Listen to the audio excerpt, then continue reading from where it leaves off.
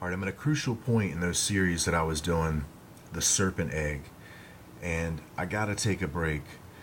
My mind just needs a break from looking at all that and thinking about all that as much as I am. And also, what I'm going to do is I'm going to take the time to make some new charts and diagrams that incorporate all this information together and try to get it together as one whole and show it to you as one picture. And it'll be tough because this phone won't fit it all in, so hopefully I'm going to borrow a camera just for a couple of videos to show you the fullness of these charts. That will be very interesting.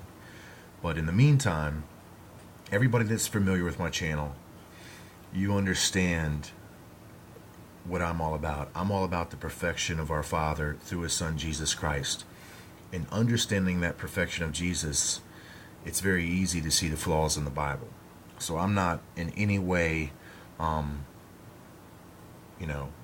promoting the Bible over the Father. I promote the Father, and then I use what information I can out of the Bible to find His perfection, to understand His Word.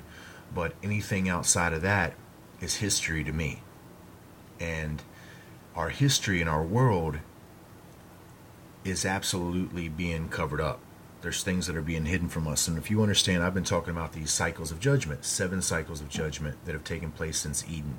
I can show it to you. I've showed it to you. It's in the Bible. It's in the book of Enoch. You'll find it in many of the apocryphal works. You'll find it all over. But it's just not advertised. It's, in a sense, it's written in such of a way that most people just don't pay attention to it. They don't realize it. And then for the person that was trying to tell me that I got cycles out of something that wasn't time, how do you consider 70 generations is not a time period?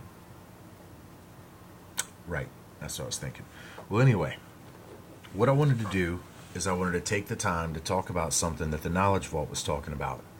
And I'm not going to go into great detail. I don't know who's done what. I haven't been paying too much attention, but I did pay enough attention to hear her talk about 2 words that interest me greatly. And that was this salt, and then the other was naked. And absolutely, I'm going to have to give her some props because she's making the appropriate connections. She's feeling this out. And just like anybody can, but you have to want to. You have to have that care. You have to have that compassion, for the Spirit's going to move through you. She's got some compassion. There's no doubt about it. So what I want to do is I just want to show you something that makes the connections with these 2 words between salt and naked, and we're going to find out what it means, at least in a biblical sense. And it means judgment, desolation, shame, and all of this seems to be symboled around believers in Jesus Christ. Sacrifice, judgment, desolation, shame. And we're going to see all of that connected between salt and naked. And both of them will go between sacrifice and judgment. And then it will finalize at this sacrifice and judgment on Babylon. And of course, if you follow my channel, you understand what that's all about. So I'm not going to try to over-explain things. I'm going to let you look at things for yourself. I've got the scriptures here, and I've made this little list here. The heading is salt. From here, sacrifice. Salt. From here, judgment, desolation. From here means believers. Naked, shame. And then Ezekiel, and this is going to be a powerful one. Okay, that's why I've got it here at the last.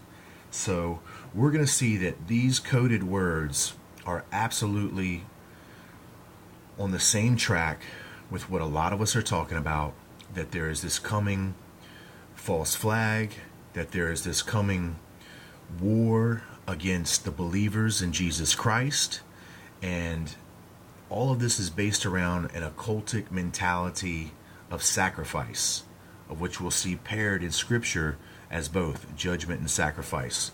So when I come back, all I'm going to do is I'm just going to read these scriptures one by one all the way through, and I'm not going to make any explanations. I'll just leave it up to you guys. I'll be back.